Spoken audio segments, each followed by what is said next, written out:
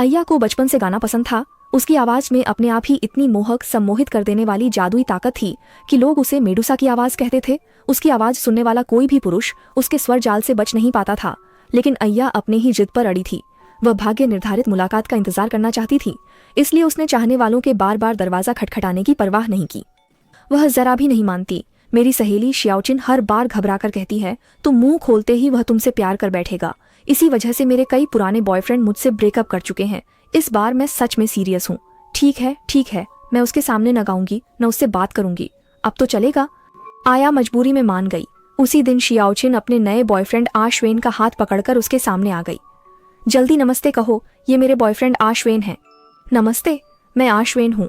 उसकी नरम आवाज और मुस्कुराती आंखें देख आया का सुन्न दिल पल भर को धड़कना भूल गया।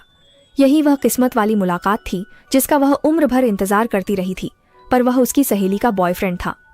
आया दर्द भरी उधेड़बुन में फंस गई। एक तरफ प्यार, दूसरी तरफ दोस्ती का अपराध बोध।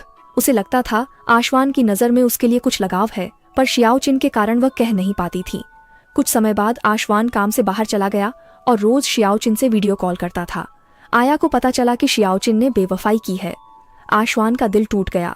कभी झगड़ा, फिर सुलह, फिर झगड़ा, और शियाओचिन सच में आशवान के लायक नहीं थी।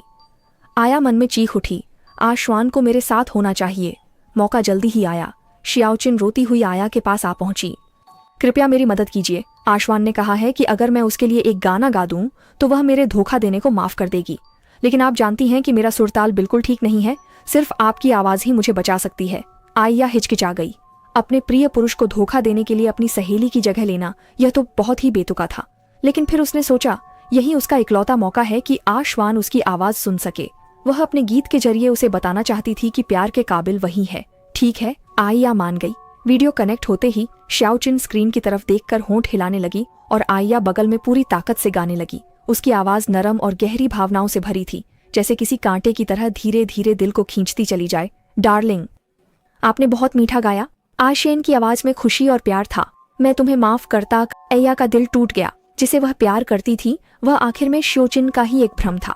पर उसे और तोड़ने वाली बात यह थी कि कुछ समय बाद शियोचिन और आशियन सच में शादी करने वाले थे और शियोचिन ने खास तौर पर अय्या को शादी में गाने के लिए भी बुलाया। अगर आपकी आवाज न होती तो आशियान मुझे माफ भी नहीं करता और मुझसे शादी भी नहीं करता। आपको अच्छा गाना है ताकि सब आपकी जादुई आवाज का असर देख सकें। शादी के दिन जब उसने शियाओचिन को सफेद वेडिंग गाउन में आशियान का गहरा प्रेम भरा इजहार स्वीकार करते देखा तो बरसों से दबे जज्बात फूट पड़े। जब उसके गाने की बारी आई तो उसने मीठे प्रेम गीत नहीं गाए, बल्कि दर्द भरी अजीब सी चीख निकाली। वह जिसे प्यार करती है वह मेरी आवाज है। मैं हूँ। तुम धोखेबाज हो। तुम उसके काबिल नहीं हो। तुम ऑन हो जाओ। उसकी आवाज अब नरम नहीं थी। उसमें रीढ़ सिहरा देने वाली रहस्यमय ताकत आ गई। वहां मौजूद पुरुषों ने यह सुनते ही पहले उनके चेहरों पर सम्मोहित सा भाव आया, फिर एक एक कर वे दोनों हाथों से सिर पकड़कर दर्द से चीखने लगे। उनके सिर मानो तरबूज की तरह धमाके से फट गए और खून सफेद शादी के जोड़े पर चारों ओर फैल गया। शियाओचिन डर से जमीन पर गिर पड़ी और आइया उस अफरा तफरी में खड़ी रही। उसकी आंखें सूनी थीं। मेरी आवाज असल में सच्चे प्यार की तलाश के लिए थी, मगर आखिर में वह जानलेवा अभिशाप बन गई। उसके बाद फिर किसी ने आइया को नहीं देखा। कुछ लोगों का कहना है कि उसकी ही डरावनी आवाज उसे पलटकर निगल गई और वह भटकती आत्मा बन गई। कुछ कहते हैं कि वह प्रेम से टूटकर हमेशा के लिए लोगों की अंतहीन भीड़ में कहीं खो गई और वह रक्त रंजित शादी सभी के दिलों में कभी न मिटने वाला दुःस्वप्न बन गई।